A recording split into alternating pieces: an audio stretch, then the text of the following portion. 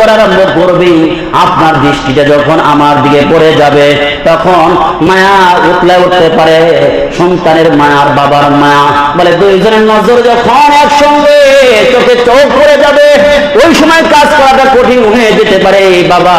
তখন আপনি কি করেন, আপনার চক্ষুটা বেঁধে নেন। আপনার চক্ষুটা বাঁধলে তখন আমারে দেখবেন না, আল্লাহর হুকুম পালন করা আপনার জন্য সহজ হয়ে যাবে। আমার হাতটা বেঁধে নেন, আমার পাটা বেঁধে নেন, কারণ হইলে যখন আপনি জবে আরম্ভ করবেন, হতে পারে আমি কেউ ছোট্ট বাচ্চা, আমার পাটা আপনার লেগে যেতে পারে।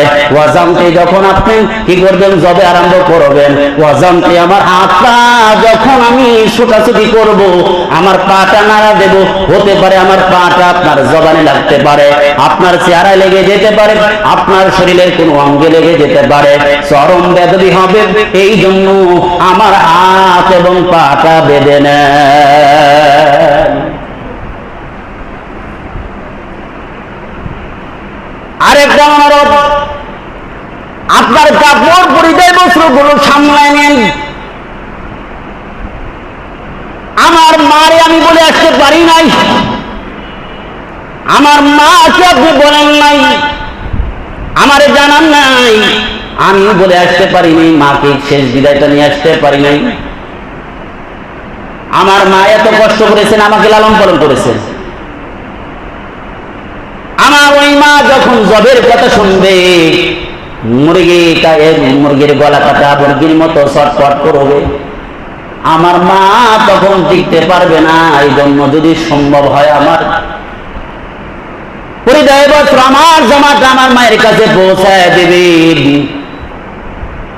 আর আমার শেষ বিদায়ী সালামটা আমার মায়ের কাছে নিয়ে পৌঁছায় দেবেন। আমার যে কোনো সমস্যা হয় নাই, নিবেদিত গান হইয়া আল্লাহর জন্য উৎসর্গ করতে পেরেছি আমার জীবনের, আমার বিদায়ী সালাম আমার কলিজার টুকরা মার কাছে গিয়ে পৌঁছায় দিবেন, আর আমার পরিচয় বস্ত্র আমার কাপড়টা পৌঁছায় দিবেন। আমার মা যখন আমার কথা মনে হবে, ওই সময় আমার কথা যখন জাগ্রত হবে, আমার কাপড়গুলো খুলে খুলে দেখবে। বলেন দেখি, এমন কথা যদি সন্তানের মুখে বাবা শোনেন, বলেন বাবা কি ঠিক থাকতে পারবে? যখন হয়ে গেছে, ঐতিহাসিক বর্ণনায় পাওয়া যায়, উপর জোপরে 3 দিন রাত্রে স্বপ্ন দেখলেন, 3 বার স্বপ্ন দেখলেন, হে ইব্রাহিম তোমার প্রিয় বস্তুকে আল্লাহ রাস্তায় আমার রাস্তায় কুরবানি করো। এটা কি স্বপ্নে না আদেশ? কথা বলে স্বপ্নে। স্বপ্ন দেখলেন, তাহলে স্বপ্ন দেখলে কি করতে হইব? পয়গম্বরের স্বপ্ন হলো ওহী, পয়গম্বরদের স্বপ্ন হলো ওহী, কিন্তু সাধারণ পাবলিকের স্বপ্ন ওহী না। যদি নেক কাজের কোনো কথা দেখে তাহলে বুঝতে হবে ইলহাম তার জন্য ইনফরমেশন করতেছে, আর যে কোনো গুনাহের কাজ স্বপ্ন দেখে তাহলে ওই কাজ কখনো করা যাবে। আমার ভাইয়েরা, হযরত ইব্রাহিম পয়গম্বর স্বপ্ন দেখলেন, স্বপ্ন দেখে ইব্রাহিম পয়গম্বর বললেন, ইয়া বুনাইয়া ইন্নী আরা ফিল মানাম, হে সন্তান আমি স্বপ্নে দেখেছি, আরা ফিল মানাম স্বপ্নে দেখেছি। কি দেখেছি?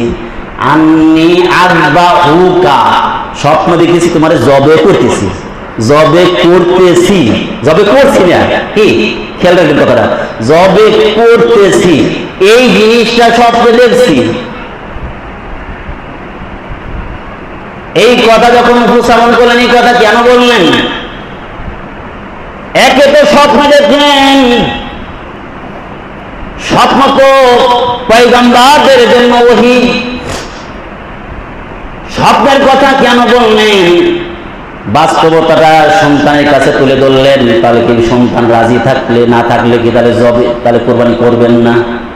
বলেন না, কোরবানি ঠিকই করবে, কিন্তু সন্তানকে জানাইতেছেন যাতে কাজটা করতে সহজ হয়ে যায়। নবীর সন্তান তো এমন পয়গম্বরের সন্তান, সন্তান ডেকে বলে ফাফালনা তুমার সাতাজিদুনি ইনশাআল্লাহু মিনাস সাবিরিন। হে আল্লাহর খলিল ইব্রাহিম, বাবা ইয়া বাতি ফাল, ও বাবা ইফআল মা তুমার, স্বপ্নে যা দেখেছেন তাই করেন, এই কথা বলেন নাই। সন্তান দেখেন কি, সন্তান কত চালাক। উনি বললেন স্বপ্ন দেখেছি এইগুলো করতে, এবার সন্তান বলেন নাই বাবা স্বপ্নে যা দেখেছেন তাই করেন, তা বলেন নাই, বরং বলছেন কি ইয়া আবাতি ফাল মা তুমার, ও আমার আব্বা আপনি তাই করেন যা আল্লাহ আদেশ দিয়েছেন। আসলে কি আদেশ দিয়েছেন? কারণ হইল নবীর সন্তানরা জানে পয়গম্বরদের স্বপ্ন এটা কি হয়, আল্লাহর পক্ষ থেকে ওহী হয়ে যায়। এই জন্য স্বপ্নটাকে পয়গম্বরের সন্তান আদেশ হিসেবে ব্যবহার করেছে। হে ইব্রাহিমের খলিল, আল্লাহ তাআলা যা স্বপ্নের মাধ্যমে আদেশ দিয়েছে তা আপনি করেন। সাতাজিদুনি ইনশাআল্লাহু মিনাস সাবিরিন, আমারে ধৈর্যশীল পাবেন, এই কথা বলেন, ধৈর্যশীলদের অন্তর্ভুক্ত পাইবেন ইনশাআল্লাহ বলছেন। বলে কাজটারে সফল করে দিয়েছে, আল্লাহর হাওলা করেছে। এই কাজটা করতে হলে আল্লাহর হাওলা করে দিলাম, আল্লাহ যা চায়, আল্লাহ যা করবে তাই আমি রাজি।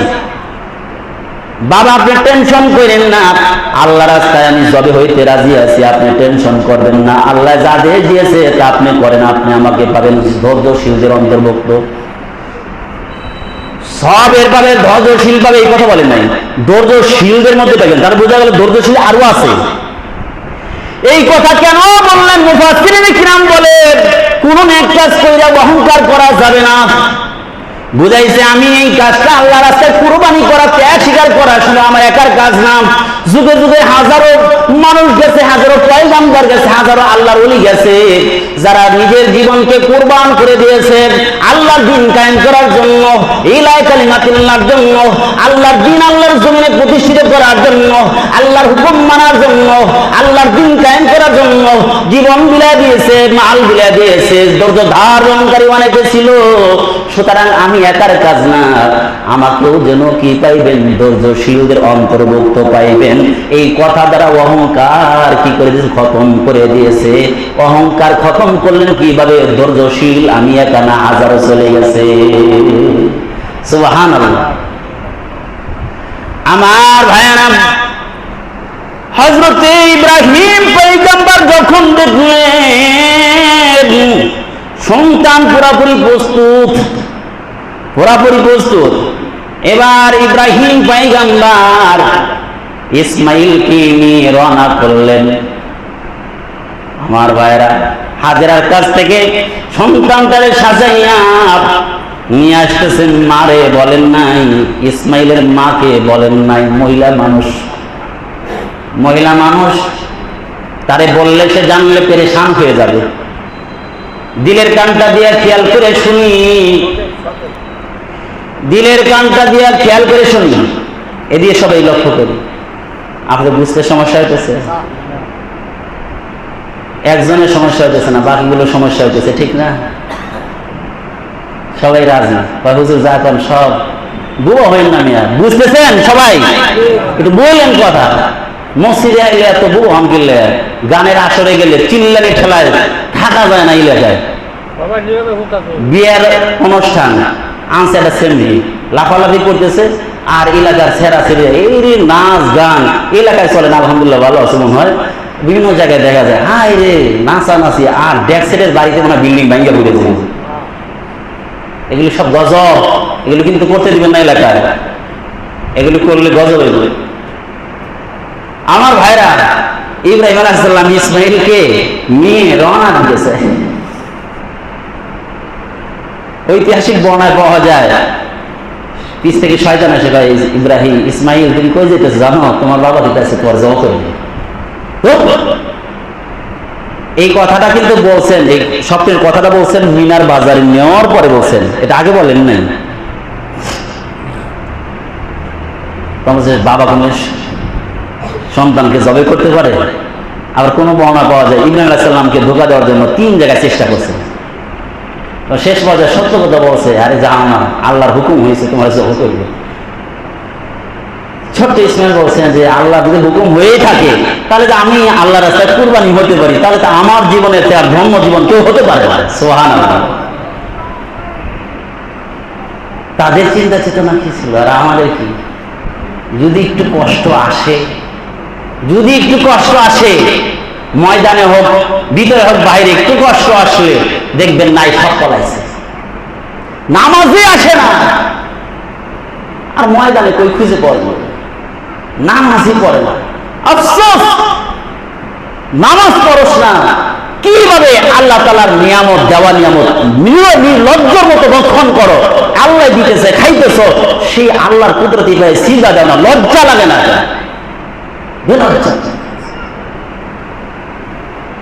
নামাজ না পড়লে নামাজি বেনামাজি একটা হিংস্র জানোয়ার, কুকুরের চেয়েও খারাপ। যেই ছেলেটা ঘরে নামাজ পড়ে না, এই ছেলেটা আমি এত আদর করতেছি, এত কিছু করতেছি, অত নামাজ পড়ে না, অথচ আমার ঘিন নেই যে নামাজ পড়ে না, তার জন্য আমার অনুতপ্ত নাই, অনুতপ্ত নাই। আফসোস, এই জাতি যতক্ষণ পর্যন্ত মুসলমান না হতে পারবে ততক্ষণ পর্যন্ত ত্যাগ স্বীকার করতে পারে না। খালি মজার মজার কিসসা শুনতে পারবে, মজার মজার কাহিনী শুনতে পারবে, ত্যাগ স্বীকার করতে পারে না যতক্ষণ পর্যন্ত কামেল ইমানদার না হতে পারবে। গোটা বিশ্বে মুসলমানদের মার খাওয়ার একটাই কারণ। আমার ভাইয়েরা, ইসমাইলকে নিয়ে গেলেন মিনার ময়দানে, নিয়ে গেলেন মিনার বাজারে, নিয়ে বললেন, সন্তানকে বললেন, এ সন্তান, ইয়া বুনাইয়া ইন্নী আরা ফিল মানাম আন্নী আযবাহুকা ফানজুর মাযা তারা। সন্তান, আমি স্বপ্নে দেখলাম তোমারে আমি জবে করতেছি, তাহলে তোমার রায়টা তুমি বলো। সন্তান ডেকে বলে, বাবা, ইয়া আবাতি ফাআল মা তু'মার সাতাজিদুনি ইনশাআল্লাহু মিনাস সাবিরিন। আল্লাহ যা দিয়েছে তা পালন করেন, আমার ধৈর্যশীল পাইবেন, কোনো সমস্যা হবে না। ইব্রাহিম পয়গম্বর দেখলেন আমার সন্তান রেডি হয়ে আছে, সন্তান প্রস্তুত হয়ে আছে। ফালাম্মা আসলামা, দুজন যখন মুসলমান হইলেন, তাহলে দুইজন কি কাফের ছিল নাকি? এখানে মুসলমান হওয়ার দ্বারা এটাও দিছে না। ফালাম্মা আসলামা, দুজন যখন আল্লাহ তাআলার কাছে সুপর্দ করে দিলেন, সারেন্ডার হয়ে গেলেন, আনুগত্যশীল হয়ে গেলেন, দুজনই রেডি। ইব্রাহিম পয়গম্বরও রেডি, জবে করবি। ইসমাইলও রেডি, বাবা জবে করেন। ওয়াতাল্লাহু লিল জাবিন, জাবিন বলা হয় এই কপালের দুই সাইডকে জাবিন বলা হয়, আর মাঝখানের সাইডকে জাবহাতুন বলা হয়। কপাল আরবিতে বলা হয় জাবহাতুন, আর দুই পাশের এটাকে জাবিন বলা হয়। হযরতে ইসমাইলের কি করলেন, ওয়াতাল্লাহুল জাবিন, কাজ করে শোয়াইলেন। কোন তাফসীরে বর্ণনা পাওয়া যায় উপর করে শোয়াইলেন। কাজ করে যখন শোয়াইলেন, শোয়ানোর পরে এবার সন্তান ডেকে বলে, বাবা, আপনার কাছে একটু অনুরোধ করি। বর্ণায় পাওয়া যায়, ঐতিহাসিক বর্ণায় পাওয়া যায়, ডেকে বলে, বাবা, যখন আপনি আমাকে জবে করার আরম্ভ করবেন, আপনার দৃষ্টিটা যখন আমার দিকে পড়ে যাবে, তখন মায়া উতলে উঠতে পারে, সন্তানের মায়া আর বাবার মায়া, বলে দুইজনের নজর যখন একসঙ্গে চোখে চোখ পড়ে যাবে, ওই সময় কাজ করাটা কঠিন হয়ে যেতে পারে। বাবা, তখন আপনি কি করেন, আপনার চক্ষুটা বেঁধে নেন। আপনার চক্ষুটা বাঁধলে তখন আমারে দেখবেন না, আল্লাহর হুকুম পালন করা আপনার জন্য সহজ হয়ে যাবে। আমার হাতটা বেঁধে নেন, আমার পাটা বেঁধে নেন। কারণ হইলে যখন আপনি জবে আরম্ভ করবেন, হতে পারে আমি কেউ ছোট্ট বাচ্চা, আমার পাটা আপনার লেগে যেতে পারে। ওয়াজানতে যখন আপনি কি করবেন, জবে আরম্ভ করবেন, ওয়াজানতে আমার হাতটা যখন আমি ছোটাছুটি করব, আমার পাটা নাড়া দেব, হতে পারে আমার পাটা আপনার জবানে লাগতে পারে, আপনার চেহারায় লেগে যেতে পারে, আপনার শরীরের কোন অঙ্গে লেগে যেতে পারে, চরম বেদবি হবে। এই জন্য আমার হাত এবং পাটা বেঁধে নেন। আরেকটা অনুরোধ, আপনার কাপড় পরিধেয় বস্ত্রগুলো সামলায় নেন। আসতে পারি নাই, আমার মাকে আপনি বলেন নাই, আমারে জানান নাই, আমিও বলে আসতে পারিনি, মাকে শেষ বিদায়টা নিয়ে আসতে পারি নাই। আমার মা এত কষ্ট করেছেন, আমাকে লালন পালন করেছেন। আমার ওই মা যখন জবের কথা শুনবে, মুরগির গলা কাটা মুরগির মতো ছটফট করবে, আমার মা তখন টিকতে পারবে না। এই জন্য যদি সম্ভব হয় আমার পরিদয় বস্ত্র আমার জামাটা আমার মায়ের কাছে পৌঁছায় দেবেন, আর আমার শেষ বিদায়ী সালামটা আমার মায়ের কাছে নিয়ে পৌঁছায় দিবেন। আমার যে কোনো সমস্যা হয় নাই, নিবেদিত গান হইয়া আল্লাহর জন্য সর্ব করতে পেরেছি আমার জীবনে। আমার বিদায়ী সালাম আমার কলিজার টুকরা মার কাছে গিয়ে পৌঁছায় দিবেন, আর আমার পরিধেয় বস্ত্র আমার কাপড়টা পৌঁছায় দিবেন। আমার মা যখন আমার কথা মনে হবে, ওই সময় আমার কথা যখন জাগ্রত হবে, আমার কাপড়গুলো খুলে খুলে দেখবে। বলেন দেখি, এমন কথা যদি সন্তানের মুখে বাবা শোনে, বলেন বাবা কি ঠিক থাকতে পারবে? কিন্তু ইব্রাহিম পয়গম্বর লৌহ মানুষের মতো আল্লাহর হুকুম পালন করতে গিয়ে এত দরদ মাখার কথা, কচি হৃদয়ের কথা, সন্তানের কথা, তার দিলের নরম ঠিকই হয়েছে, কিন্তু আল্লাহর হুকুম পালন করতে গিয়ে দিলকে নরম বানান নাই। আমার ভাইরা, বর্ণনায় পাওয়া যায়, তাফসীরে বর্ণনা পাওয়া যায়, হযরত ইব্রাহিম পয়গম্বর আল্লাহু আকবার বইলা যখন ছুরিটা চালানো আরম্ভ করছে, ছুরিটা এত ধারালো কিন্তু ছুরিটা কাটে না। আল্লাহু আকবার বলেছে, কোন বর্ণনায় পাওয়া যায় কেন কাটে না? আল্লাহ তাআলা ফেরেশতার মাধ্যমে এই ছুরি এবং হযরত ইসমাঈলের গলার মাঝখানে একটা লৌহ পাত তুলে ধরেছেন, যার কারণে কাটে না। ছুরি কেটে গিয়ে বলে, কেন কাটাচ্ছ না? ছুরির জবান খুলে গেছেন, আপনি একবার কাটার চেষ্টা করলে কি হবে? হাজারো বার আল্লাহ তাআলা নিষেধ করতেছে, কাটা যাবে না। কেমনে আমি কাটি? আপনি একটু ধার পরীক্ষা করার জন্য পাথরের উপর আঘাত করেন, দেখেন আমি কি ধারালো আমি।